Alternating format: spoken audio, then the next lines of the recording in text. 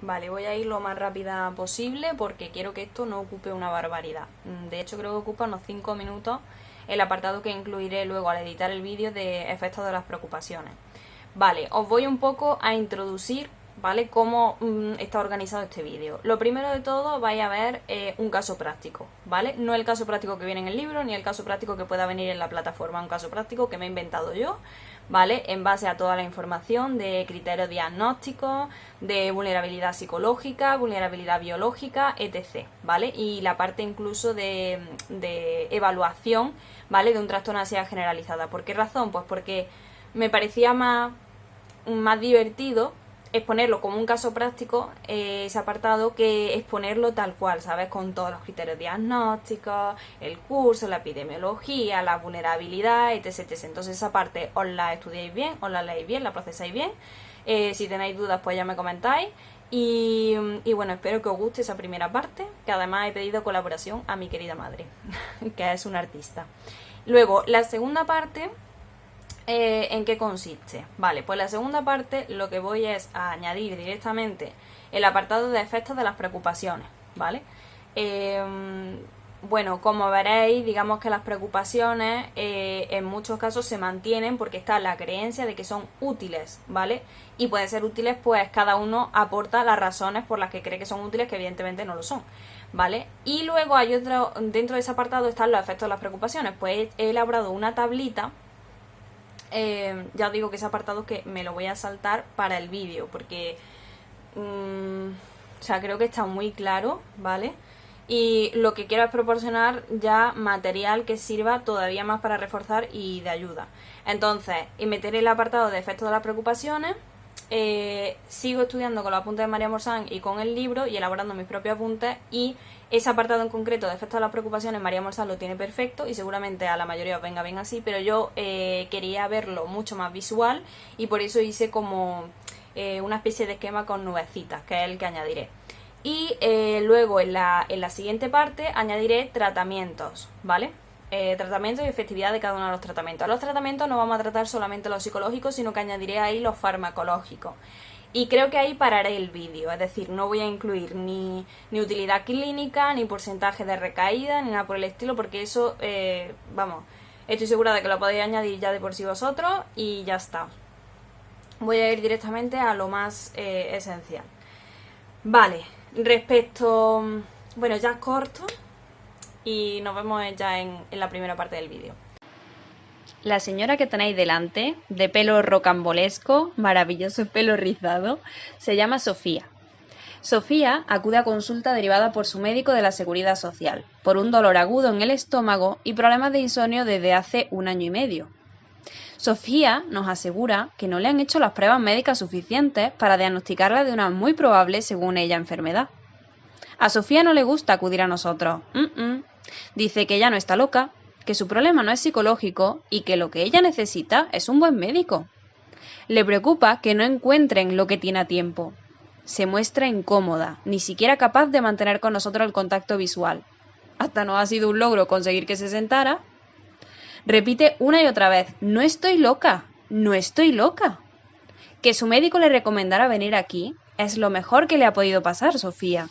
Su propósito, al igual que el mío, es asegurarse de dar con lo que tiene, hacer un buen diagnóstico para decidir cuál es el tratamiento más eficaz y mejorar su calidad de vida.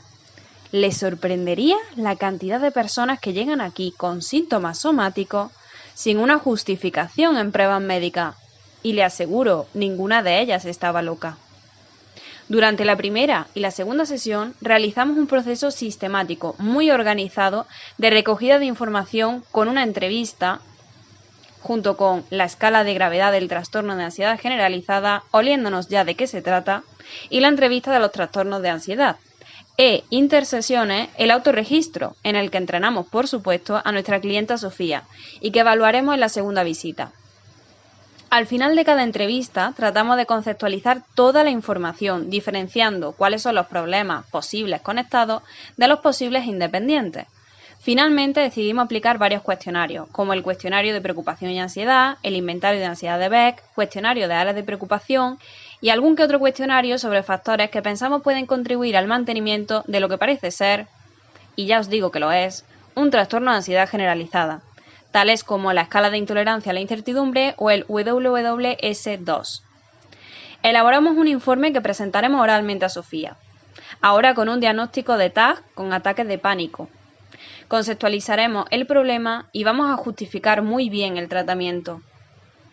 Sintetizamos toda la información recogida en los siguientes puntos, recordando que hace unos 7 meses que se han agravado estos síntomas.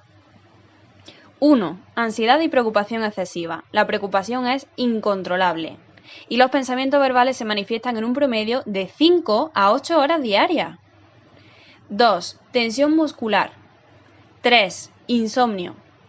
4. Áreas de preocupación, familia, trabajo y relaciones. 5. Miedo constante a ser juzgada. 6. Conductas disfuncionales en sus relaciones interpersonales. 7. A los 14 años perdió a su madre. 8. Extremadamente dependiente de su padre. 9. No tolera la incertidumbre. 10. Según Sofía, el mundo es una amenaza y no hay nada que ella pueda hacer. 11. Conductas de seguridad. En este caso, contar ovejitas, aunque parece ser que le resulta poco útil. 12. Posible disparador. Diagnóstico de cáncer de pulmón a su padre, desgraciadamente hace 8 meses. Bueno, he realizado un esquema muy visual, pienso yo, del apartado de efectos de preocupación en el trastorno de ansiedad generalizada. Este apartado se incluiría dentro pues del mantenimiento de este trastorno. Aquí veis que estoy trabajando con los apuntes de María Morsán, maravillosa, súper recomendado. Y bueno, he hecho esta pausa en el vídeo, este cambio de plano, porque quiero que lo veáis así, conmigo. Me imagino que el vídeo lo grabaré después y lo subiré. Pero vaya, para eso, para empezar, tengo que acabarlo, porque voy por el apartado de evaluación del trastorno. En fin, ahora vienen todos los cuestionarios, qué maravilla. Vale, efectos de preocupación en el trastorno de ansiedad generalizada. Vamos a ver. Lo primero de todo, voy a irme al apartado de tipo de preocupaciones, ¿vale? Hay que saber diferenciar porque existen dos tipos de preocupaciones. Las preocupaciones de tipo 1, enfoca cámara. Vale, las preocupaciones del tipo 1 y las preocupaciones del tipo 2. Las preocupaciones del tipo 1, pues tal cual tengo aquí, serían preocupaciones sobre eventos externos o eventos internos no cognitivos, es decir, que van a ser sobre eventos internos, sobre todo físicos, ¿vale? Síntomas físicos. Y las preocupaciones de tipo 2, pues van a ser valoraciones negativas sobre preocuparse, que son las denominadas según Wells como metapreocupaciones, ¿vale? Que son estas que tenéis aquí. ¿Ves? Wells, preocupaciones de tipo 2, metapreocupaciones, que serían preocupaciones sobre simplemente que la persona en sí se preocupe, ¿vale? Esto sería uno de los efectos, ¿vale? Las metapreocupaciones. Otro de los efectos, pues la evitación pasiva o la evitación activa. La evitación pasiva sería no hacer, la evitación activa sería hacer, es decir, las conductas que desempeña el individuo motora simplemente para evitar que se dé pues un evento, ya sea externo o interno, que perciba como una amenaza. Luego tenemos esta serie de síntomas, ¿vale? Desde la ansiedad, que sabemos que es una respuesta emocional que está muy asociada y en los criterios diagnósticos se ve asociada a las preocupaciones. La inquietud, los problemas de concentración, las perturbaciones del sueño, como por ejemplo el insomnio, la tensión muscular, la fatigabilidad y la irritabilidad.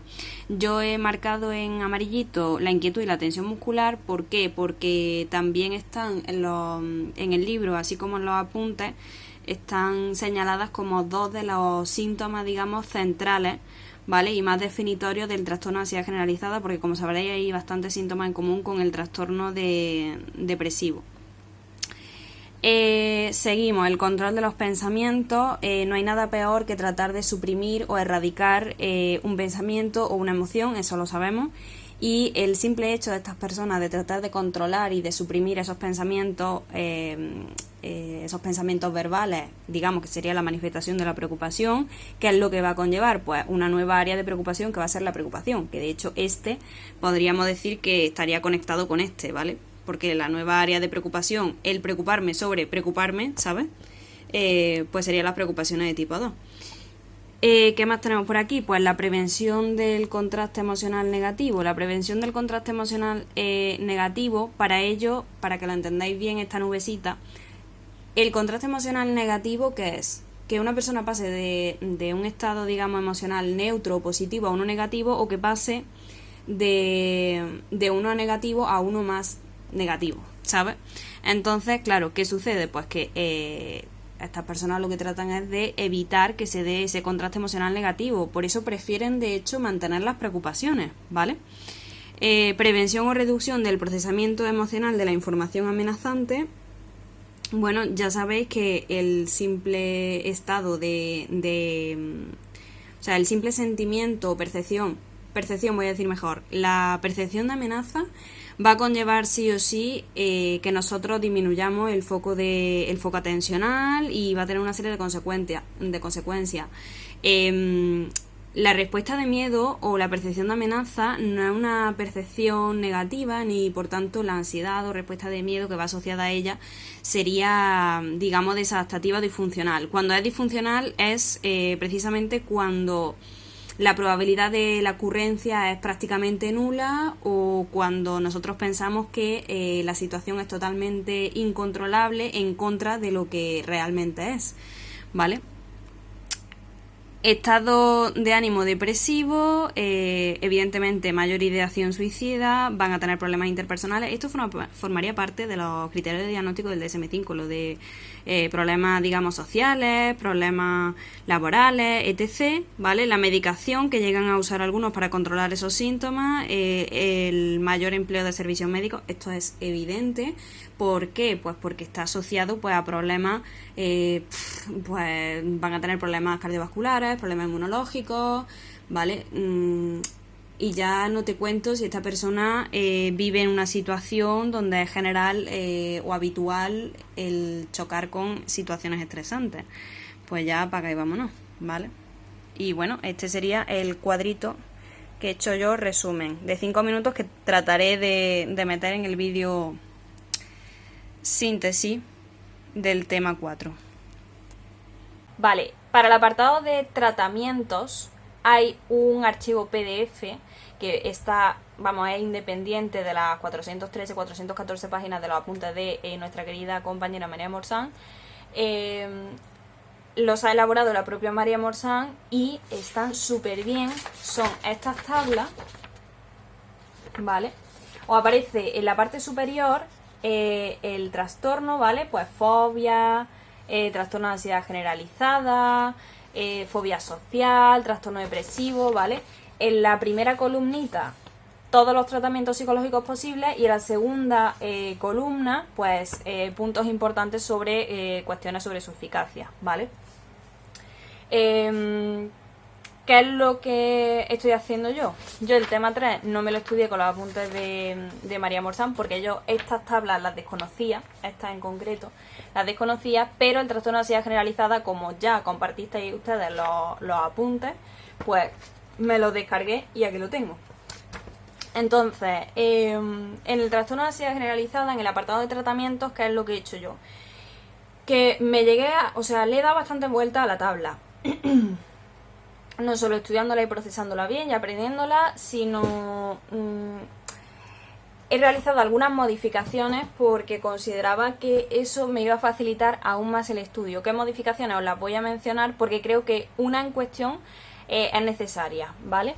No es tanto una modificación como el añadir un elemento, ¿vale? Y ese elemento que he añadido ha sido la terapia metacognitiva de Wells. Esto es una terapia que aparece y viene en las 413 y 414 páginas de apuntes de ella, pero en las tablas no aparece, ¿vale? Entonces, esa la tenéis que incluir abajo del todo, ¿vale? La terapia metacognitiva de Wells. ¿Qué puntos han sido los que yo he añadido a esa terapia? Lo digo ya porque así os viene bien y os lo podéis apuntar. He añadido 4 puntos. Preocupaciones de tipo 2, superior a relajación aplicada, superior a la terapia cognitivo-conductual de Dugas, y que es muy eficaz en personas de 60 a 70 años de edad, ¿vale? De entre 60 y 70 años. Luego, modificaciones ya que van aparte, que esto lo podéis incluir o no lo podéis incluir, pero no es esencial, ¿vale? Esto ya a gusto de consumidor. En la relajación aplicada he puesto en pequeñito debajo del nombre de relajación aplicada, ¿en qué consiste? Que sería una exposición en imaginación más una relajación que puede ser solo de dos tipos, o relajación progresiva o relajación de Ost, ¿vale? Y en el apartado de terapia cognitivo-conductual, como que he metido otras dos filas nuevas, ¿vale? He añadido otras dos filas nuevas. Una sería la terapia cognitivo-conductual de Barlow, digamos, lo que incluyó Barlow, ¿vale? A los componentes principales. Y la terapia cognitivo-conductual de Dugas. En la terapia cognitivo-conductual de Dugas sabréis que viene en el libro que son unos 6 módulos que son psicoeducación y darse cuenta de las preocupaciones, reconocimiento de la incertidumbre y exposición conductual, reevaluación de la utilidad de la preocupación, entrenamiento en resolución de problemas, exposición imaginal y prevención de recaídas, ¿vale? Entonces, bueno, lo tengo aquí escrito abajo porque ya no tenía lugar y eso. Vale, os recomiendo los apuntes ahora más que nunca de María Morsán. ¿Por qué? Porque como habréis visto ya, los criterios diagnósticos, las tablas de componentes de la terapia cognitivo-conductual, de la terapia metacognitiva de Wells en el libro, vienen en letra muy pequeña. Es muy difícil estudiar por ahí, desde mi punto de vista, ¿vale? Entonces, como es real un calco, ¿vale? Tal cual una copia de las tablas, ¿vale? Pero mucho mejor elaborada por María Morsán, la letra está más grandecita, mucho mejor, ¿vale? Entonces yo lo estudiaría por ahí, tengo que decir. Vale, sí, más cosas. Respecto al apartado de tratamiento, ¿qué es lo que considero que tenéis que acordaros en el examen sí o sí? De una cosa que no se os va a poder olvidar, porque claro, si habéis visto técnicas de intervención cognitivo-conductuales, yo voy a hacer una pregunta bien sencilla. ¿Ustedes se acuerdan de la cantidad de contenido que había en la terapia cognitiva de Beck? Que nada más que en la introducción ya te decía en el libro, mira que este señor hizo el inventario de tal, el inventario de cual, tiene no sé qué, es considerado como tal, tiene como 3 modelos teóricos explicativos, uno para el trastorno de depresión, otro para los trastornos de ansiedad y otro para los trastornos de personalidad. Que la cantidad de tablas con técnicas y puntos y IES, ¿vale? De que si tareas para casa, que si técnicas cognitivas, que si técnicas conductuales, que si técnicas de identificación de esquemas, es decir, había para aburrir, ¿vale? Que evidentemente la terapia cognitiva no aburre a nadie, pero que había para aburrir, ¿vale? Entonces, por cierto, ese vídeo lo tengo en el canal, o sea que si estáis estudiando la asignatura de técnicas de intervención cognitivo-conductuales o estáis matriculados de ambas y todavía no habéis superado técnicas de intervención cognitivo-conductuales, primero os recomiendo que veáis el vídeo de terapia cognitiva de Beck porque os va a ser muy útil. Que no quiero perderme de donde estoy. ¿Qué sucede? Que tú ves esa, ¿no? Y luego tú ves los componentes de la terapia cognitivo-conductual, ¿no? Que ahora lo repasaremos. Y claro, tú ves eso y de repente dices, y lees, de repente lees, la relajación aplicada ha demostrado ser igual de efectiva que la terapia cognitiva de Beck y la terapia cognitivo-conductual de Dugas. Y dices, ¿perdona? O sea, los 6 módulos de Dugas son igual de eficaces que una relajación aplicada, que es simplemente exposición en imaginación, más una relajación que puede ser progresiva de Ost, ¿perdona? ¿Vale? Pero es que, o sea, me está diciendo que también es igual de eficaz que la terapia cognitiva de Beck, ¿perdona? ¿Vale? O sea, es todo... ¿Vale? Así que es sorpresa tras sorpresa tras sorpresa. Pero sí, pero es que, esperaros, o sea, ¿qué terapia va a superar a esas? A todas esas. Porque si me está diciendo que esas 3 son igual de eficaces y ahora me está diciendo que la terapia metacognitiva de Wells es más eficaz que la relajación aplicada, entonces más eficaz también que la de Dugas y que la otra. O sea, eso, ¿vale? No sé, deduzco yo. La terapia metacognitiva de Wells, que estaba ahí como, tú sabes, estaba ahí. ¿Quién se lo iba a imaginar? Estaba ahí. Y de repente, ¿vale? Entonces, voy a hacer un repaso de las tablas con los componentes tanto de la terapia cognitivo-conductual como de la terapia metacognitiva de Wells. En la terapia cognitivo-conductual, ¿qué es imposible que falte? Vamos a ver, lo primero va a ser autorregistro. ¿Qué es lo que vamos nosotros a registrar? O más bien, nosotros no. ¿Qué es lo que va el cliente a registrar? Muy sencillo. El cliente necesita registrar cuáles son los antecedentes, cuáles son los disparadores de esa ansiedad, de esa tensión muscular, inquietud, malestar emocional, ¿vale? ¿Qué es lo que se lo genera? ¿Qué es lo que genera todo eso? ¿Vale?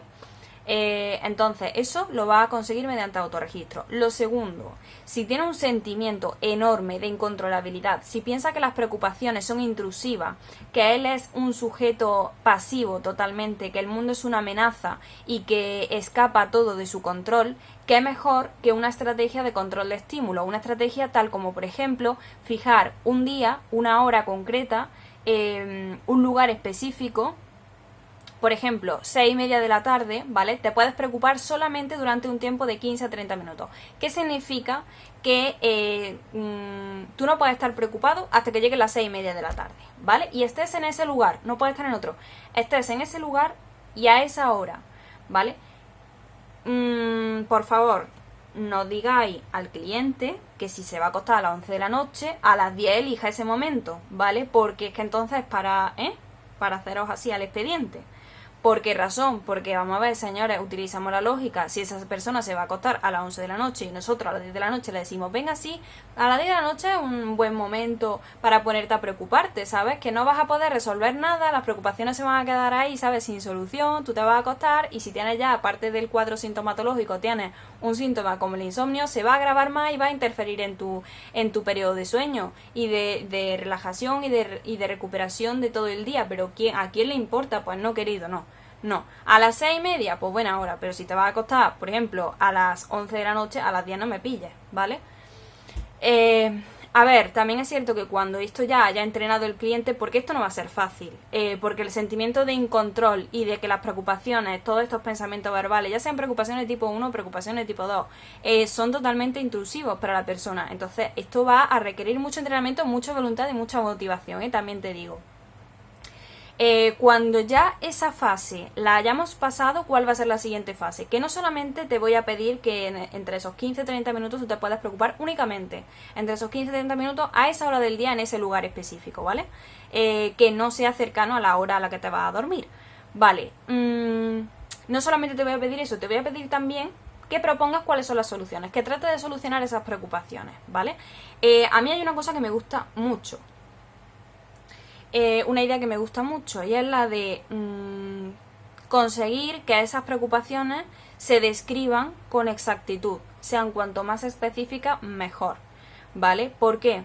Porque considero esto ya como cosa mía, ¿vale? No es que venga aquí, sino que considero que es una técnica más que óptima, porque un problema que tienen estas personas es que las preocupaciones, esas que tanto les perturban, ¿vale? Que tan intrusivas son, que tan molestas son y que generan un estrés continuo y constante a lo largo del día, ¿vale? Y al día siguiente, y al día siguiente, y al día siguiente. Esas no tienen una base ahí, no os penséis que están súper descritas, ¿sabes? Que tienen ahí una elaboración de los... ¿vale? No, son muy superficiales, son muy abstractas, entonces es como que no van a... no hay ni base, ¿sabes? Es que no hay ni base para ellas, de hecho la mayoría van a ser altamente improbables.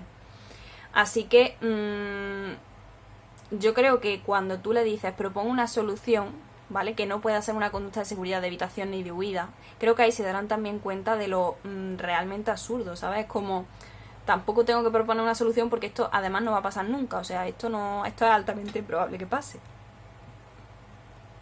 Vale, el siguiente apartado sería la relajación. Aquí vale de todo, no es como en la relajación aplicada que solamente está la progresiva o la de OS, no, aquí vale de todo, aquí vale desde la respiración profunda, la relajación en imaginación, la relajación progresiva. Hombre, la endógena no hablan de ella, pero me imagino que también podría incluirse, lo que pasa es que la endógena tiene efectos más secundarios, o sea, más efectos secundarios, perdona, que la relajación progresiva, pero bueno, y también se incluyen técnicas de meditación, que es lo que recomienda Borkovec. Borkovec es un hacha, este hombre. ¿Por qué es un hacha? Porque porque está de acuerdo conmigo. No, por Dios. A ver, es que es un hacha porque considero que decir no enseñáis o no entrenáis al cliente en una técnica, entrenarlo en bastante. Porque vamos a ver, o sea, a cada persona le puede servir una más que otra, ¿no? O incluso en un momento dado, durante el transcurso de la terapia, le empieza muy bien con la relajación progresiva, luego se cansa de la relajación progresiva o ya no le es tan eficaz y se pasa a una respiración profunda, más técnica de meditación, yo qué sé, pero que mejor proporcionarle a la persona suficientes herramientas, porque también habrá variabilidad, como llevo diciendo desde que he empezado esta lista de reproducción, variabilidad interindividual, ¿vale? No hay dos individuos iguales, aunque tengan los dos la misma etiqueta y el mismo trastorno, ¿vale? La siguiente, la reestructuración cognitiva. Esta estamos hasta el moñete de verla. ¿Por qué? Porque es de las mejores. La reestructuración cognitiva se puede hacer de varias formas, ¿vale? Una de las que te menciono aquí es el método socrático. Otra, que también se menciona aquí, es el diario de los resultados de las preocupaciones. Ojo, que no es lo mismo que el diario de las preocupaciones, porque el diario de las preocupaciones me preocuparía hasta a mí que tuviera ese nombre. No, diario de los resultados de las preocupaciones. ¿Esto qué significa? Vamos a ver, ¿os acordáis en el tema 3 de la perspectiva del aprendizaje correctivo, cuando decíamos que el cliente tenía que apuntar en un papelito cuáles eran los resultados, las consecuencias que esperaba obtener por la exposición a esa situación temida o a esa situación fóbica, y posterior a la exposición cuáles eran las consecuencias que había obtenido, para que se diera cuenta de esa contradicción tan grande? Vale, pues para eso está el diario de los resultados de las preocupaciones, para hacer eso, ¿vale? O sea que digamos que el diario de los resultados de las preocupaciones está un poquito ambientado en la perspectiva en la perspectiva del aprendizaje correctivo, ¿vale? Más cosas. Exposición. Una exposición no puede faltar, eso está más claro que el agua. Yo diré que la exposición es de las mejores técnicas que existen, porque sí, porque qué mejor forma que enfrentarte a tus problemas, de solucionarlos. A mí me lo ha dicho mi padre de pequeñita: si te enfrentas a los problemas los solucionas, y mira, ¿vale? Entonces, exposición graduada, exposición imaginada y en vivo, exposición de todo tipo de exposición. Lo importante es que la persona afronte, ¿vale?, su miedo. ¿Por qué?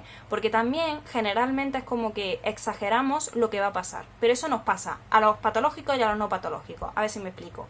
A vosotros os habrá pasado. No sé si es porque queremos que el impacto no sea tan negativo, ¿no? Lo que se llama el pesimismo, el pesimista defensivo, pero no sé por qué. Entonces lo hacen ellos, lo hacemos nosotros. Y la mejor forma, ¿cuál es? Exponerse.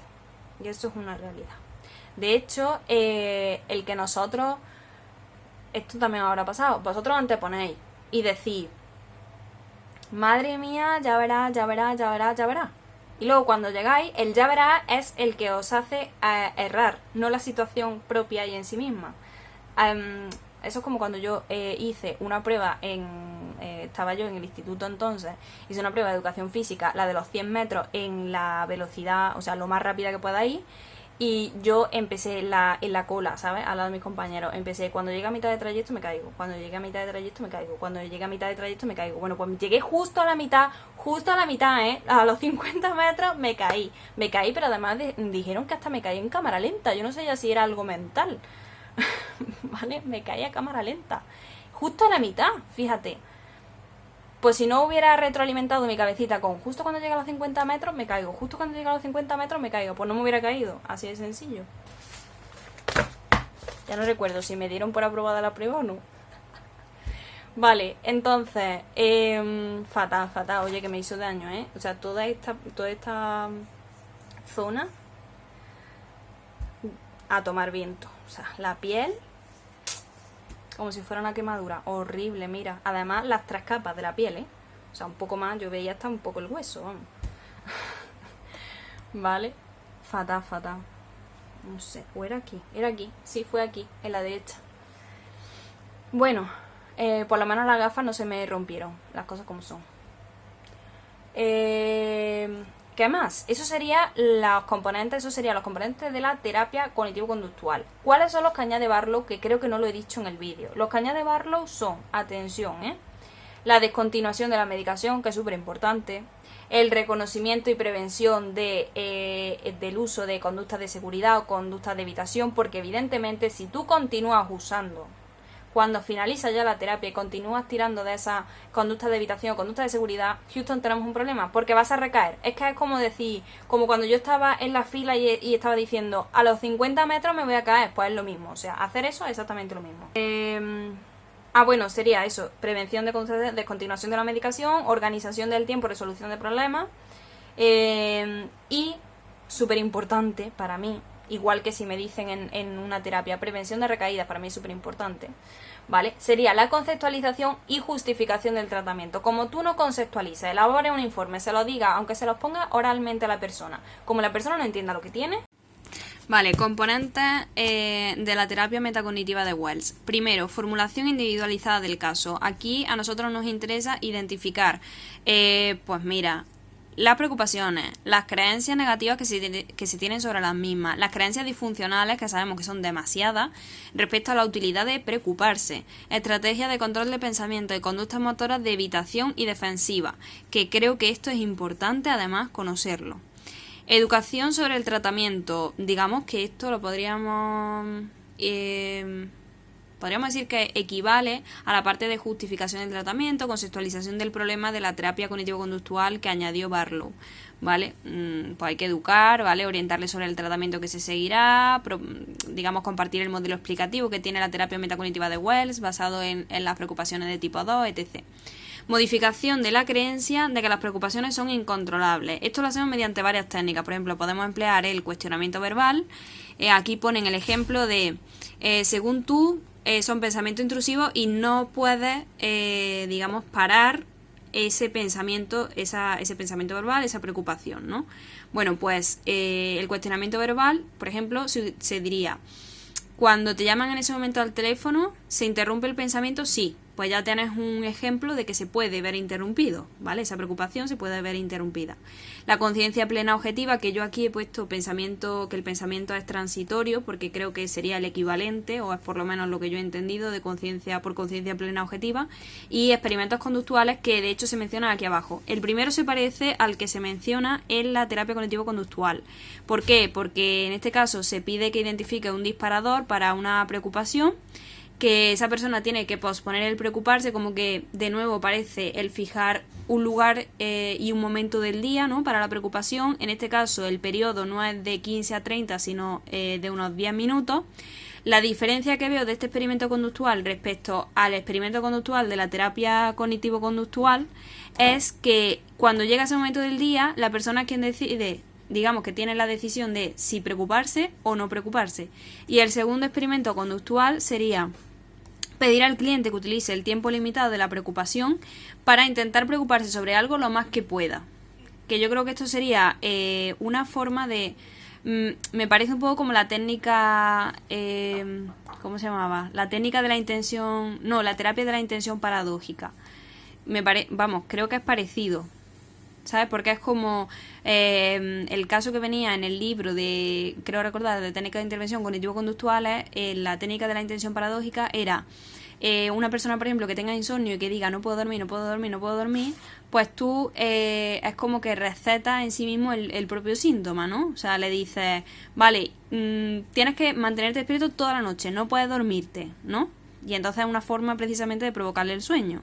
Pues en este caso me parece bastante parecido, ¿no? En plan de que en un momento dado pues te preocupes lo máximo posible, que intentes perder el control, que es uno de los miedos que tienen precisamente en el trastorno de ansiedad generalizada, la pérdida de control en el proceso de preocupación.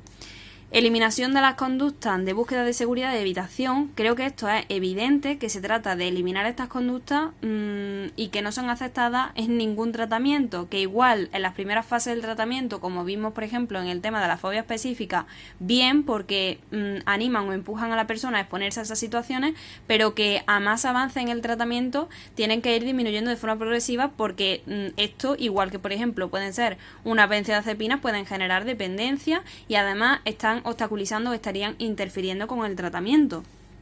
Desafío de las creencias de que las preocupaciones son peligrosas. Vamos a ver, aquí pone varios ejemplos. Por ejemplo, le dice a esa persona, vamos a ver, si fueran tan peligrosas esas creencias si fueran tan peligrosas esas preocupaciones, ¿vale? ¿Cómo es posible que el ser humano desde su inicio, la especie, ¿vale?, Homo sapiens, desde su inicio, entendiendo cómo funciona según Darwin la selección natural, se supone que tendríamos que estar ya cao, ¿sabes? O sea, porque si fueran tan peligrosas, pues esas no hubieran sobrevivido. Y sin embargo ahí están, ¿vale? ¿Por qué? Porque no son del todo negativas. El problema es pues claro, esta preocupación excesiva que se tiene sobre ella. También se usan experimentos en los que se pide al cliente que intente producir los resultados negativos, intensificando periódicamente un cierto tiempo, el proceso de preocuparse, que de nuevo es muy parecido a esto que hemos visto aquí. Modificación de las creencias positivas sobre las preocupaciones. Se revisan las pruebas a favor y en contra. Se desafía el supuesto mecanismo por el que la preocupación mejora los resultados. Se emplea la estrategia de la discrepancia, es decir, se pide al cliente que escriba en detalle una preocupación reciente, la descripción de lo que realmente sucedió, que es parecido al aprendizaje correctivo. Luego se compara las dos descripciones para resaltar esa discrepancia y cuestionar realmente si esa preocupación tiene una utilidad o, ¿sabes? O sea, ¿te sirve realmente para algo el preocuparte? Finalmente, se emplean experimentos en los que se pide al cliente que aumente su preocupación unos días y la reduzca a otros y observe los efectos sobre los resultados que consigue, que esto es muy positivo, creo yo, porque la está de esta forma demostrando que las preocupaciones, esa preocupación excesiva sobre preocuparse en sí mismo, que es de lo que trata la terapia metacognitiva de Wells, le va a ocasionar problemas y más problemas. ¿Vale? Sin embargo, si consigue unos niveles bajos de preocupación, pues va a ver cómo mejora muchísimo su calidad de vida. Y lo que antes interfería posiblemente con unas acciones, con unas metas o con unos objetivos, ya no lo haga. Entonces me parece como súper útil. Revisión de estrategias alternativas para abordar las preocupaciones. Pues aquí tenemos, yo que sé, que sí, dejar pasar los pensamientos disparadores en vez de intentar manejarlos o controlarlos. Que esto también se menciona en la fobia específica. No le digáis a un cliente que tiene que evitar el miedo, que tiene que evitar la preocupación, porque entonces Houston, además, entre otras cosas, aumentaría esto que hay aquí. ¿Vale? Conducta de búsqueda de seguridad y de evitación. O sea, no queremos que la evite. No queremos que la evite. Queremos que aprenda a manejarla y a controlarla. Y los factores estresantes que disparan, bla, bla. Vale. Prevención de recaída. Se trata de explorar la posible permanencia de variables que pueden hacer resurgir. Esto me encanta y creo que ya lo habré mencionado en el libro, en el vídeo, pero de nuevo lo vuelvo a repetir. Prevención de recaídas, esencial. Se me ha olvidado decir esto, que creo que es importante. La terapia metacognitiva de Wells son unas 10 sesiones de 45 a 60 minutos. Vale, respecto a el programa de tratamiento, ¿vale? Yo he puesto aquí grupo de dugas. ¿Por qué? Porque, a ver, tengo que hacer una aclaración. Esta primera parte no sería para el grupo de dugas. Esta otra ya empezaríamos con el grupo de dugas, ¿vale? La propuesta de los 6 módulos de psicoeducación, entrenamiento, bla, bla, bla, ¿vale? Y por último, prevención de recaída, que son los que voy a exponer ahora, ¿de acuerdo? Pero esta primera no sería de dugas. Esta primera, que también voy a decir, no es de dugas, me parece súper importante. Nosotros hemos visto hace nada los tratamientos y la eficacia, ¿vale? Que nos falta por ver lo que sería la terapia cognitivo-conductual, la propuesta, digamos, de dugas, que la vamos a ver ahora. Pero antes, decir y mencionar una cosa. No es lo mismo que predomine una sintomatología de preocupación excesiva, pensamientos verbales, ¿vale? Me da igual que sean preocupaciones tipo 1 o preocupaciones tipo 2, ¿vale? O que predomine, por ejemplo, los síntomas somáticos, ¿vale? O que predominen, o sea, síntomas somáticos, tensión muscular, ¿vale? Una tensión demasiado, una presión arterial muy alta, etc., ¿vale? Problemas cardiovasculares, o que predominen ambos tipos de síntomas, ¿vale? Porque en cada caso habrá una terapia más eficaz que la otra. Por ejemplo, en el caso primero, ¿vale? Si lo que predominan son las preocupaciones, es mejor una terapia cognitiva que una relajación aplicada, evidente. Si lo que predomina, por ejemplo, vienen siendo los síntomas somáticos, es mejor aplicar una relajación. Si lo que predomina son ambos tipos de respuesta, tendremos que combinar, ¿vale? Es decir, habrá que aplicar ambos componentes. Ahora bien, conviene señalar algunas cuestiones antes de exponer, como bien hemos dicho, la terapia cognitivo-conductual del grupo de dugas. Lo primero, ¿qué sucede? Porque el trastorno de ansiedad generalizada podía ser comórbido, podía tener trastornos comórbidos como por ejemplo lo estuvimos viendo, creo que era el trastorno depresivo mayor y la fobia social. No me hagáis mucho caso, y como no me hagáis mucho caso lo voy a mirar. Aquí, ¿vale? La fobia social y el trastorno depresivo mayor, ¿vale? Así como luego vimos que tenía problemas inmunológicos, problemas cardiovasculares, problemas endocrinos, que es lo que tenéis aquí, y el abuso o dependencia de sustancias, además de una elevada ideación, o sea, elevado porcentaje que tienen ideación suicida, Vale, pues como puede tener, como bien acabamos de ver, trastornos comórbidos como el trastorno depresivo mayor o como la fobia social, pues si es comórbido con otro, habrá que estudiar cuál es el caso principal, el trastorno principal, y ese es el primero por el que se va a empezar. ¿Qué sucede si la persona tiene ya un cuadro de dependencia, de abuso de sustancia? En ese caso es mejor primero empezar por aquí, por la dependencia, por el tratamiento de esa dependencia o del abuso nocivo de sustancias, abordarse como viene aquí bien especificado primero, y luego ya aplicar pues la terapia cognitivo-conductual, una terapia metacognitiva, etc. ¿Vale? Ya dirigida en sí al propio trastorno de ansiedad generalizada, porque además esto va a mejorar de forma significativa este trastorno. Los clientes no suelen distinguir entre si tú dices que la preocupación es productiva o la preocupación es improductiva. Entonces lo mejor sería, si tú te preocupas de forma excesiva, malo. ¿Vale? Igualmente, si sientes que no puedes controlar esas preocupaciones, malo. Y eso es lo que se trabaja. Pero generalmente los términos de esta preocupación es excesiva, esta preocupación es... O sea, perdona, excesiva no, esta preocupación es productiva y esta improductiva, como que no lo entienden muy bien, entonces es mejor utilizar una preocupación excesiva. A ver, yo voy a ser clara, yo entiendo como que una preocupación puede ser eficaz o puede llegar a ser ineficaz o puede llegar a ser disfuncional. Pero que también entiendo que la mejor forma de explicárselo a ese cliente sea diciéndole que la preocupación sea excesiva. Eso es lo negativo, eso es lo perjudicial. Para contrarrestar los frecuentes problemas de concentración durante las sesiones es útil revisar, repetir el material importante, que me encanta esta parte, igual que me encanta el apartado siempre de conceptualización, justificación del tratamiento, prevención de recaída, ¿vale? Esto creo que es súper importante. Exacto, emplear resúmenes, notas escritas, pedir al cliente que apunte cosas, dejarle grabaciones de la sesión para que la escuche en casa. Creo que esto es súper útil y que no se hace, parece tan a menudo, no sé por qué, ¿vale? A ver, también porque para que haya grabaciones de la sesión tienes que tener un consentimiento del cliente. Entonces, igual, no todas las personas se sentirían cómodas respecto a esto. Vale, vamos ya a abordar la terapia cognitivo-conductual de Dugas. Número de sesiones de 14 a 16, duración de cada sesión de 1 hora, aproximadamente 60 minutos. Las 8 primeras semanas son 2 días que tienes que ir, la segunda 8 semanas sería un solo día que tienes que acudir, y por último el seguimiento, que va los 3 primeros meses, luego a los 6 meses y luego a los 12 meses. El primer módulo se llama Psicoeducación y Tratamiento en darse cuenta de las preocupaciones.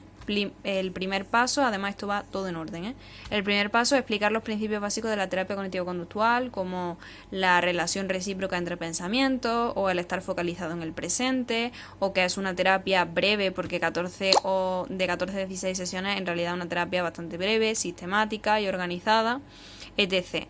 Segundo paso, describir de forma detallada el trastorno de ansiedad generalizada desde una perspectiva dimensional, y he subrayado perspectiva dimensional porque creo que es importante conceptualizar así un trastorno de ansiedad generalizada, como que hay un continuo de menor preocupación a mayor preocupación, y que es una dimensión por la que, una dimensión en la que nos encontramos todos, ¿vale? Pero en diferentes puntitos de esta línea.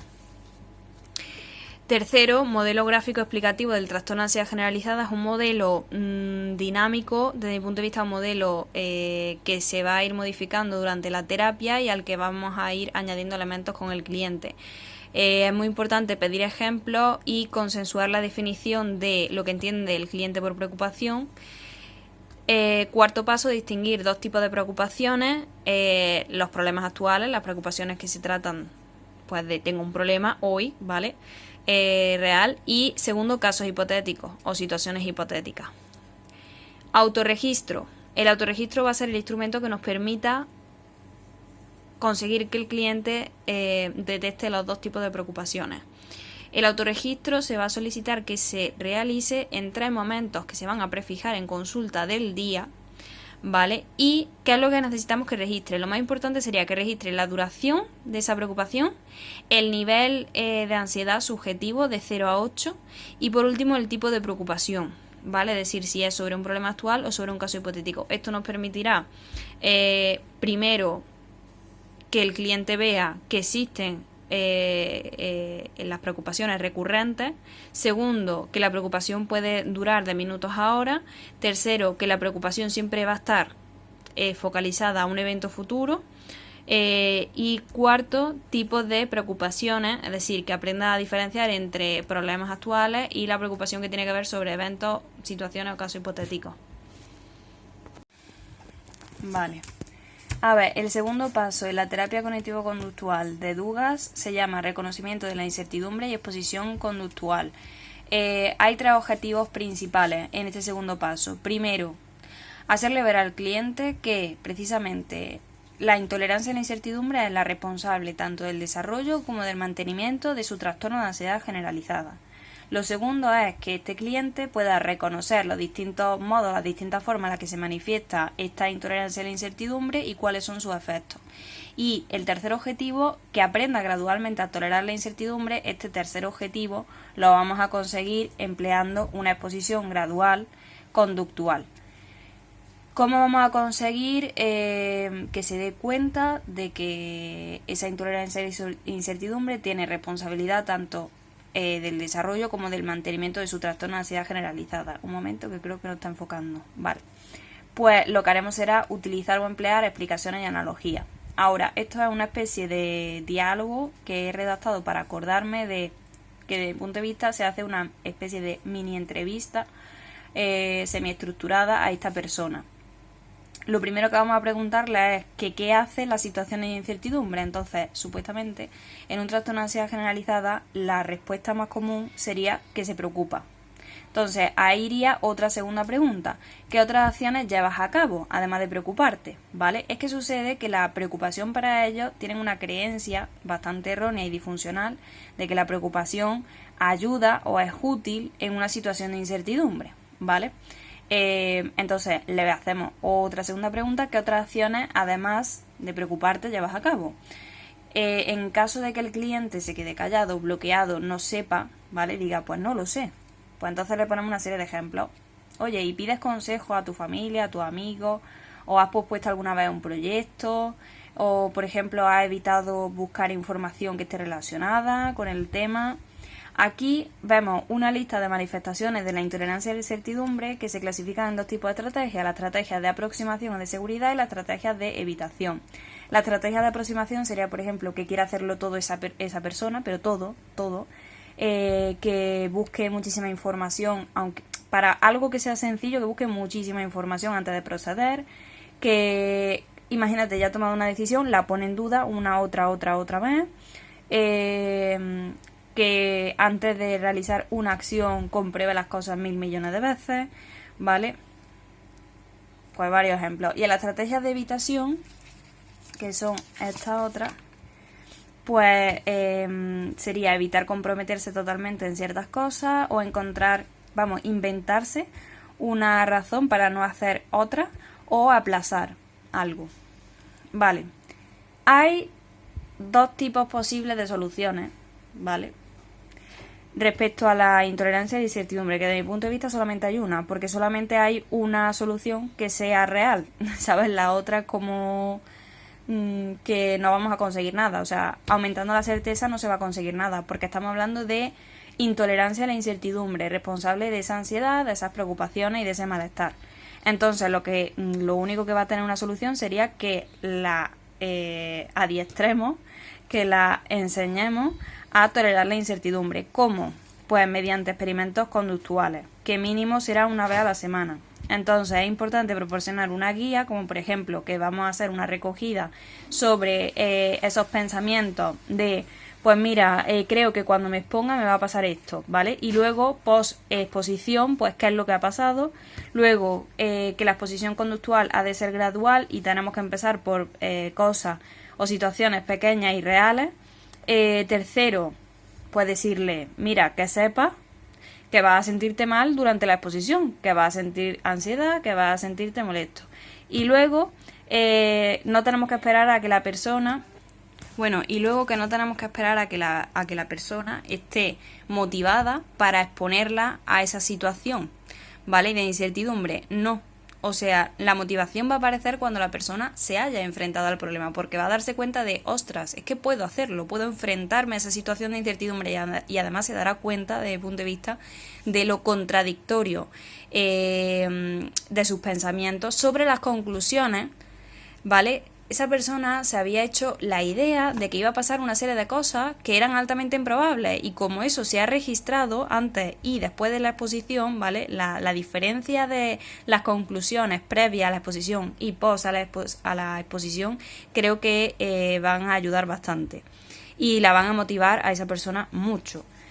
Vale, no se trabaja previamente con el cliente para ayudarle a ver que lo que teme es altamente improbable. Es decir, nosotros, por ejemplo, no vamos a emplear una técnica cognitiva como la reestructuración cognitiva, cosa que sí se emplea en el grupo de Barlow. En el grupo de Barlow se emplean tanto técnicas como de relajación, así como técnicas de la reestructuración cognitiva, tanto antes como durante como post tratamiento, ¿vale? Pero aquí no queremos decirle al cliente o hacerle cambiar o reestructurar sus pensamientos y hacerle entender que realmente es altamente improbable que suceda lo que piensa que va a suceder, ¿vale? En esa situación. No, queremos que se dé cuenta por sí mismo, porque esto va a tener un mayor efecto. Por si esto que voy a decir puede ser aún más útil para recordar, si la solución real es aumentar la certeza o la tolerancia respecto a la intolerancia a la incertidumbre, no va a servir de nada que en un mundo de probabilidades donde no hay certezas ni verdades absolutas, aumentemos la certeza, porque estamos hablando de un mundo caótico y de probabilidad, ¿vale? Entonces no entiendo que aumentar la certeza pudiera ser adaptativo. Sin embargo, tolerar que haya situaciones de incertidumbre que son a las que vamos a exponernos cada 2 por 3, esto sí me parece bastante adaptativo. Vale, pues tercer paso en el proceso de la terapia cognitivo-conductual de Dugas. Se denomina reevaluación de la utilidad de la preocupación. A ver, el nombre tal cual ya dice de qué va a tratar todo este proceso, todo este paso, ¿vale? Reevaluar la utilidad que tienen las preocupaciones, básicamente es que ellos tienen la creencia de que las preocupaciones son útiles y esa creencia pues puede estar fundamentada en diferentes puntos, ¿vale? Que es lo que nosotros vamos a emplear para precisamente ayudar a que esa persona reevalúe si realmente son útiles o no lo son.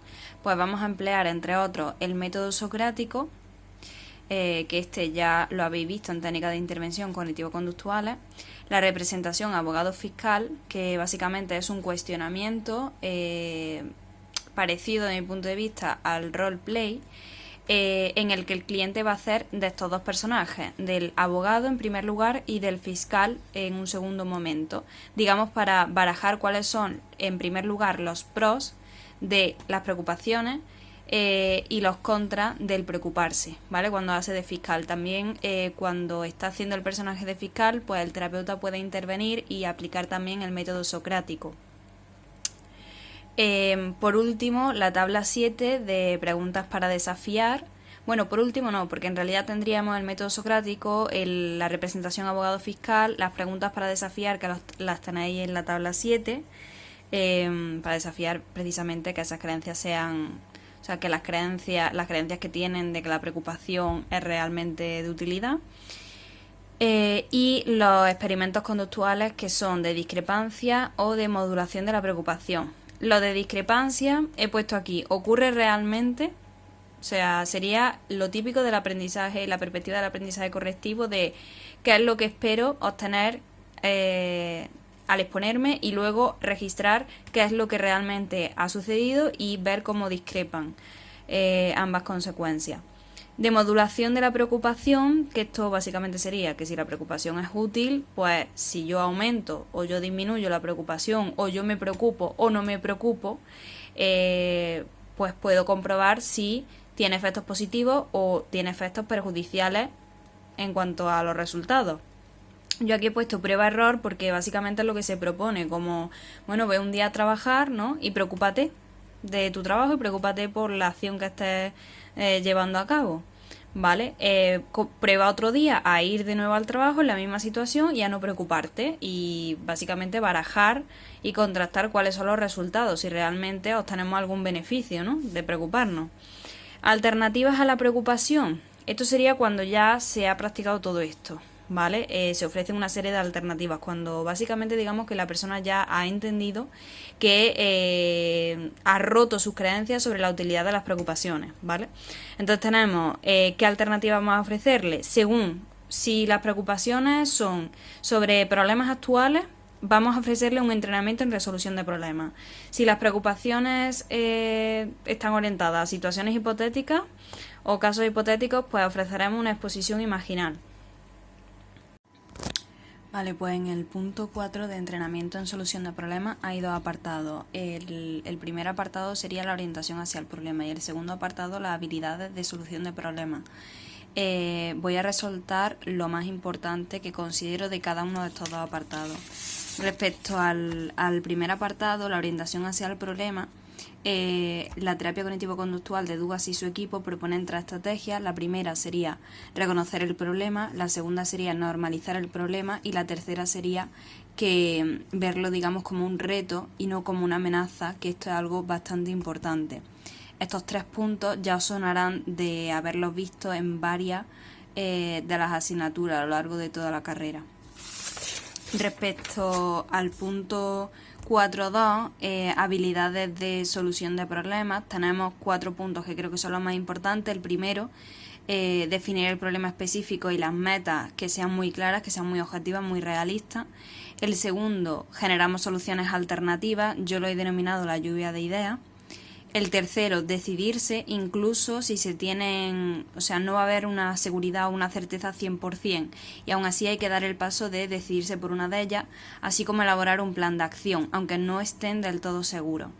Y por último, aplicar la solución y comprobar su utilidad. Evidentemente yo aquí añadiría que en caso de no solucionarse, pues emplearía cualquiera de las otras soluciones que había, en las que había pensado en la lluvia de ideas.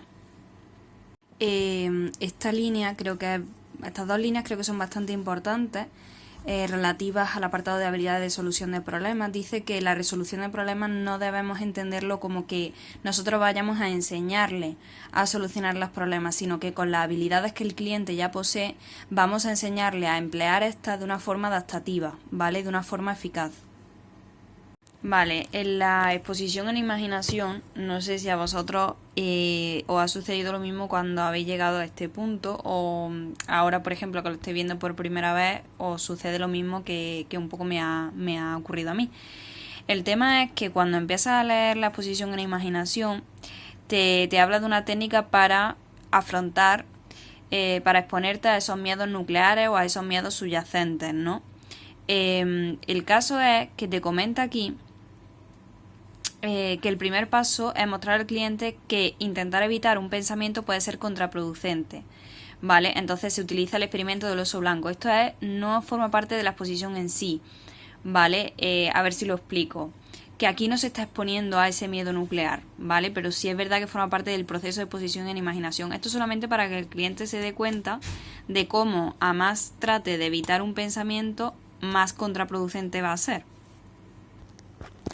La técnica del oso blanco básicamente sería que nosotros le decimos al cliente que cierre su ojo y que durante unos 60 segundos tiene que pensar en cualquier cosa excepto en un oso blanco o en la palabra oso blanco.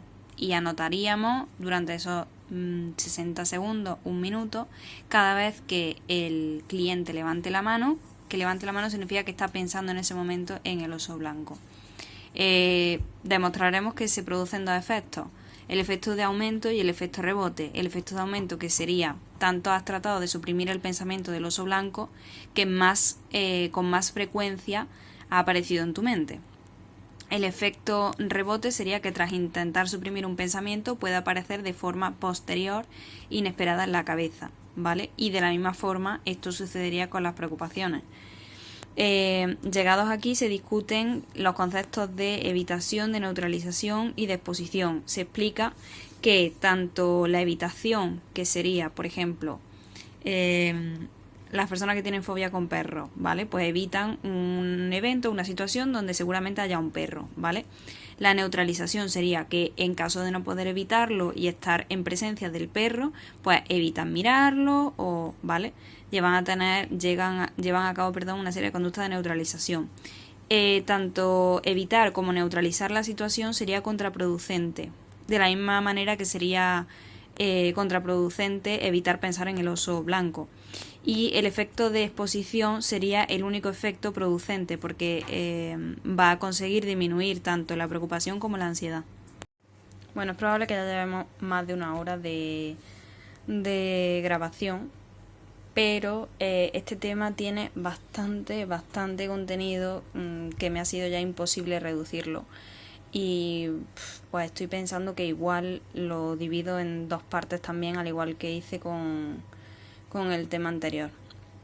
Vale, continuamos con el apartado 5 de exposición en imaginación. Cuando ya hemos dejado tanto reflejado qué es lo que sucede si intentamos evitar pensar en algo, así como si aplicamos estrategias de evitación o de neutralización totalmente contraproducentes y explicamos la eficacia y el tratamiento de exposición que vamos a utilizar, exposición en imaginación, dándole a entender a la persona pues precisamente que estos efectos se van a dar, tanto que va a disminuir la preocupación como la ansiedad. Estos son efectos que se dan post, ¿vale? O que se dan durante el tratamiento. Pero van a necesitar que la persona aplique y utilice bien el tratamiento. Identificar los miedos nucleares. ¿Cómo lo vamos a hacer? Vamos a emplear esta técnica, la técnica de la flecha descendente. Es una técnica que se explica en este tema y que podéis ver también reflejada en la asignatura de técnicas de intervención cognitivo-conductuales. Y es bastante sencilla, pero creo que bastante útil. ¿Cómo vamos a exponer al cliente a ese miedo nuclear o a ese conjunto de miedos nucleares que evidentemente es un número limitado, ¿vale? ¿Por qué? Porque pueden solaparse en distintas preocupaciones, pero al final van a seguir siendo los mismos. Emplearemos el uso de borradores. Esto básicamente va a constituir que vamos a hacer que el cliente, junto con con nuestra ayuda, redacte en un borrador un miedo de estos nucleares, ¿vale? Exponga una situación, la describa muy detallada y con un final precisamente que genere una situación de incertidumbre, ¿no? Tal como viene el caso explicado en el libro. Entonces, además de redactar pues este borrador, lo que haremos será grabarlo, que forma parte de todo lo que viene, bueno, en los apuntes, ¿vale? Lo que pasa es que os lo estoy sintetizando bastante, ¿vale? Toda esta parte, la del borrador, ¿vale? Entonces, por último lo grabamos.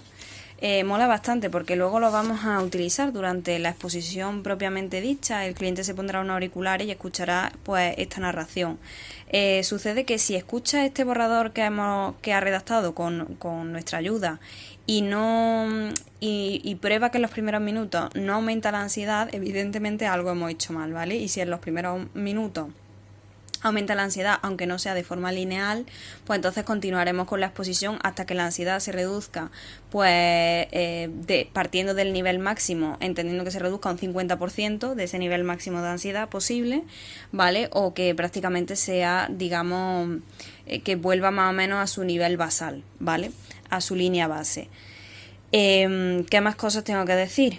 Pues le informaremos asimismo de la duración, entre 30 y 60 minutos. Yo creo que es muy importante decirle que tiene que concentrarse mucho en la prueba, que vamos a ver que lo que se va a hacer es aprender a exponerse. En la primera sesión tú te expones a emplear esta técnica, ¿vale? O sea, no quiere decir que salga perfecta, ni mucho menos. Le informa sobre la duración aproximada, que son más o menos entre unos 30 y 60 minutos, ¿vale?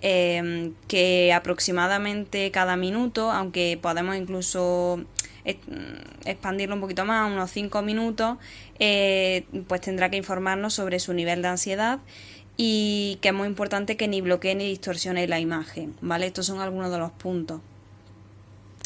Al finalizar la sesión, el cliente, tal como dice aquí, va a informar de su nivel de ansiedad actual asociada con la preocupación y del nivel máximo de ansiedad asociada con la preocupación durante la exposición. Informa también si ha empleado alguna actividad de neutralización, que creo que es muy importante, o para reducir la ansiedad. Aquí no vamos a ver conducta, digamos, de evitación, porque la evitación, ya lo hemos explicado, se entiende como que tú evitas la situación, y como estás ya en la situación, lo que se darán serán conductas de neutralización. El terapeuta elaborará un gráfico para mostrar al cliente la evolución de su ansiedad durante la exposición. Los autorregistros, como podréis comprobar, están presentes en todo el proceso. Hemos hablado de autorregistros y hablaremos hasta la saciedad. Yo creo que hacer unas buenas prácticas y entrenarnos en autorregistro para poder entrenar luego a esos clientes de la forma más adecuada posible es muy importante. Para cada exposición entre sesiones, el cliente apunta a un autorregistro, pues su nivel de malestar justo antes de la exposición, después, el nivel máximo experimentado durante la sesión y el posible empleo de conducta de neutralización. Y bueno, bien es cierto que los autorregistros se van a emplear entre sesión y sesión, ¿vale? Que esto lo tenéis cada exposición entre sesiones, ¿vale? La que el cliente lleve a cabo ya por sí mismo, pues se apunta en un autorregistro y esta información va a ser útil tanto para él o ella como para nosotros. Esto es muy importante. Hay grupos que aplican terapia cognitivo-conductual, como el grupo de Barlow, y aceptan el empleo de técnicas como la reestructuración cognitiva, pero Dugas, por ejemplo, no. El grupo de Dugas no. Precisamente porque haría el efecto de neutralizar la imagen de temor. Vale, para la prevención de recaídas, si os fijáis, tenemos 4 pasos bien sencillos. En primer lugar, vamos a hacerle un recordatorio de básicamente la cantidad de conocimientos y de habilidades que ha aprendido, la necesidad, la importancia de que continúe practicando, porque evidentemente a más práctica, menor probabilidad de recaída. No quiero decir que absolutamente no pueda la persona recaer, ¿vale? Sino que menor probabilidad. De perseverar, aun cuando las cosas sean difíciles, de felicitarse, muy importante la autorrecompensa y el autorrefuerzo. La idea es potenciar los progresos logrados y automatizar las habilidades adquiridas. El segundo paso, o en segundo lugar, vamos a recordarles que esto, que es inevitable, que en el mundo en el que vivimos, en algún momento es posible que los niveles de ansiedad a los que se expongan y los niveles de estrés y de preocupación sean elevados, ¿vale? Que estas son reacciones normales si la situación es estresante y que es importante que sepan esperar estos aumentos de preocupación, utilizarlos no como una amenaza, sino como una oportunidad y una señal para aplicar lo que han aprendido. En tercer lugar, es fundamental distinguir entre un contratiempo y una recaída. Una cosa es que se eleve ante una situación estresante de forma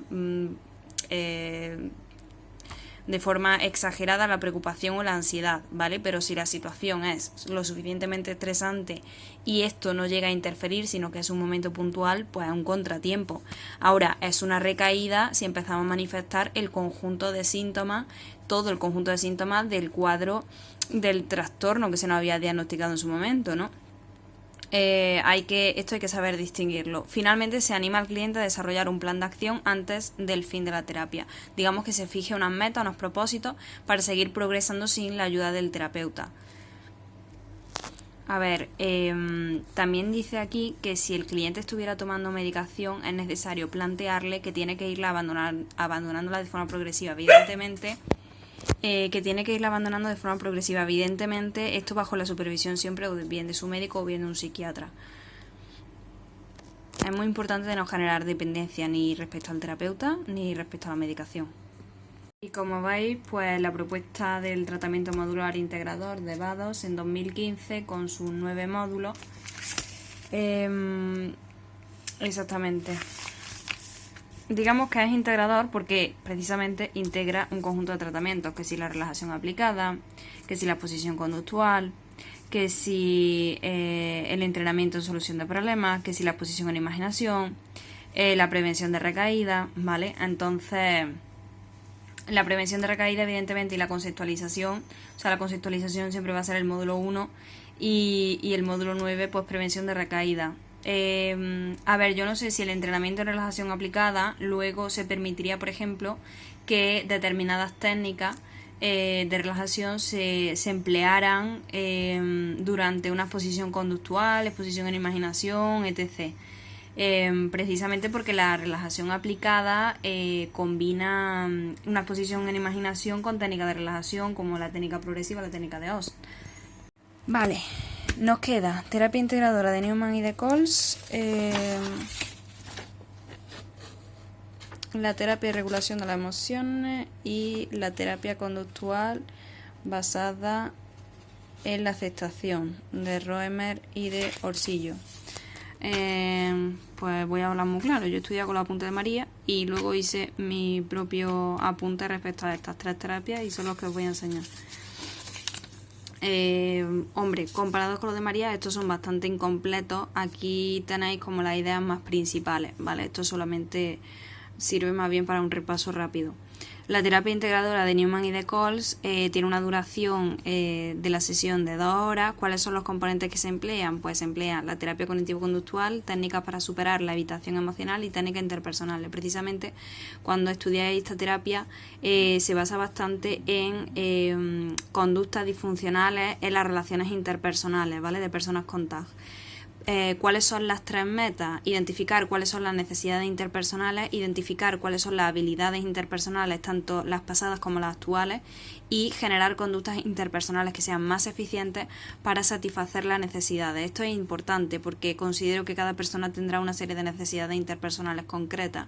Entonces, me parece que identificar en primer lugar estas necesidades, en segundo lugar, cuáles son sus habilidades respecto a esas necesidades y en tercer lugar, generar y ayudar a generar conductas interpersonales más eficientes en base a esas necesidades es bastante lógico.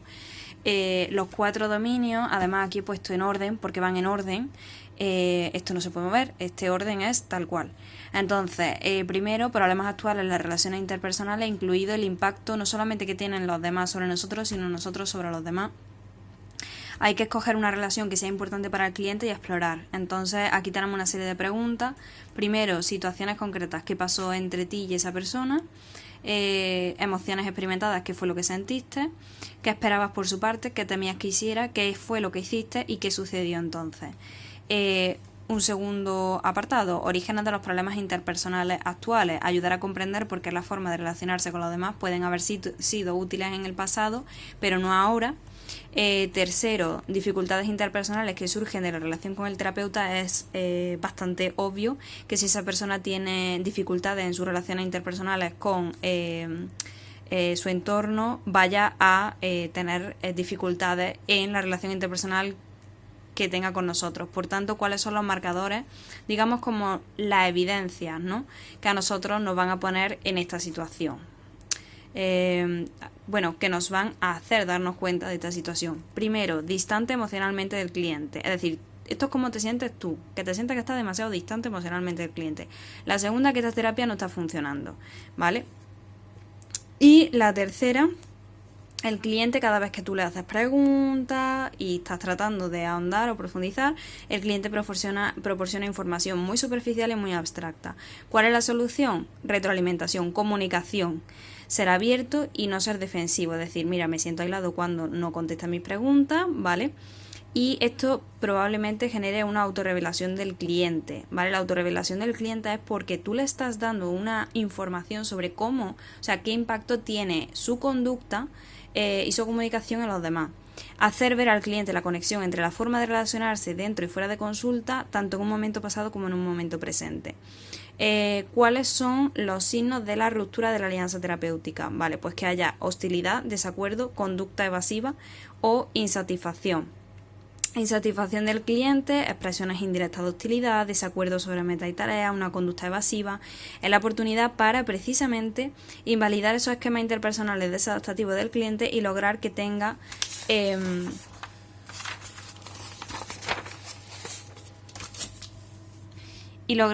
percepciones más realistas sobre sí mismo, sobre otros y de que aprenda nuevos modos de comportarse. ¿Cómo manejar la ruptura de la alianza terapéutica? Pues mira, yo creo que estaría todo el rato leyendo esto. ¿Por qué? Porque esta es la que nos sorprende. Porque fíjate, comunicar al cliente que se ha percibido una reacción negativa e invitarle a hablar sobre ella es obvia, ¿verdad? O reflejar, por ejemplo, percepciones y emociones del cliente e invitarle a expresar emociones y pensamientos adicionales sobre sucesos negativos que hayan ocurrido en la terapia. Tanto la primera como la segunda creo que son bastante obvias. Pero la tercera es reconocer alguna verdad en la reacción del cliente, incluso si la reacción parece poco razonable, porque por lo menos significa que hemos contribuido y eso es lo que pretendemos. 4. Procesamiento emocional del aquí y del ahora relacionado con los otros 3 dominios, ¿vale? Estar atento a los marcadores de emociones subyacentes, estar atento a los marcadores de conflictos internos.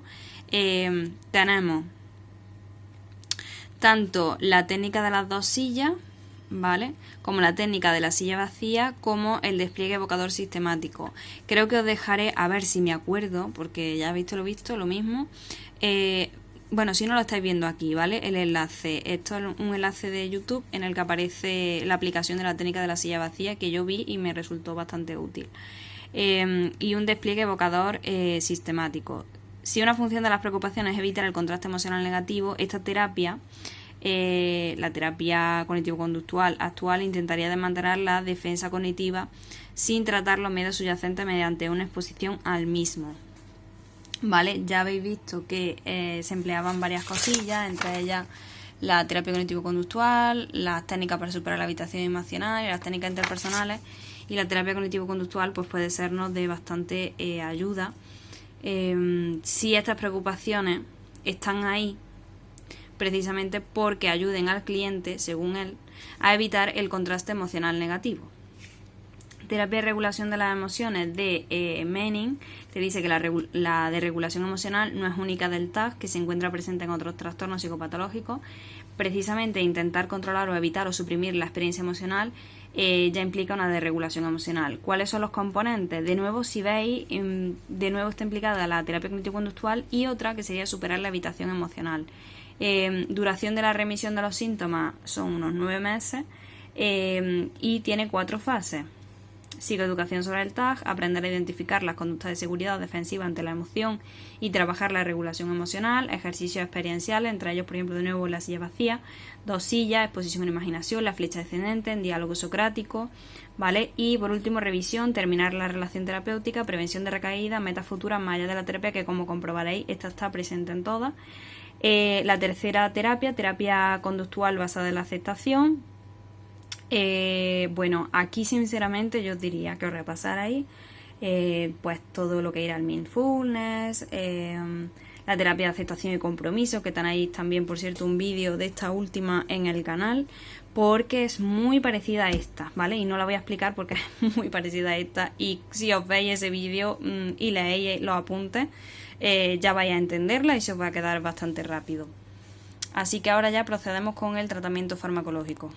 Vale, aprovecho que estoy repasando el tratamiento farmacológico para el trastorno de ansiedad generalizada para grabar este vídeo. A ver si el pulso no me falla. Vamos a ver. Como podréis comprobar nuevamente, trabajando con tanto las tablitas que os he tenido ya que mencionar en el vídeo, así como con los apuntes de las 413-414 páginas, ¿vale? Porque el libro ya lo miro de forma mucho más escasa de lo que lo veía antes. Más que nada porque teniendo esta maravilla, ¿sabes? Pues de vez en cuando miro para comprobar, para ver si quiero añadir alguna cosa más, algún detalle más, pero mínimamente ya. Vale, en el tratamiento farmacológico os dije que iba a añadirlo a las tablas y evidentemente aquí veis que lo he añadido, ¿vale? O sea, digamos que lo que ya habéis tenido que ver en el vídeo ha sido todos estos tratamientos psicológicos junto con este que lo añadí a las tablas de la terapia metacognitiva de Wells, así como con los 6 módulos de la terapia cognitivo-conductual de Dugas, y seguramente introduciré esta otra parte en el vídeo, ¿vale? El tratamiento farmacológico. A ver, podéis haceros incluso un esquema, que yo no me lo voy a hacer porque lo tengo ya muy claro en la cabeza, pero un esquema poniendo aquí tratamiento farmacológico para el trastorno de ansiedad generalizada, así en grande y luego abrir como 3 cajones, el primero para los antidepresivos, el segundo bloque para los ansiolíticos y el tercero yo pondría o quetiapina o pondría, por ejemplo, antipsicóticos atípicos o neurolípticos de segunda generación, pero pondría en sus rayas, o sea, en letras bien grandes, quetiapina. ¿Por qué? Porque el resto de antipsicóticos atípicos no ha demostrado que sean eficaces, sin embargo la quetiapina sí. Problema de la quetiapina: para un trastorno de ansiedad generalizada la probabilidad de abandono es mayor y encima la cantidad de efectos adversos que tiene.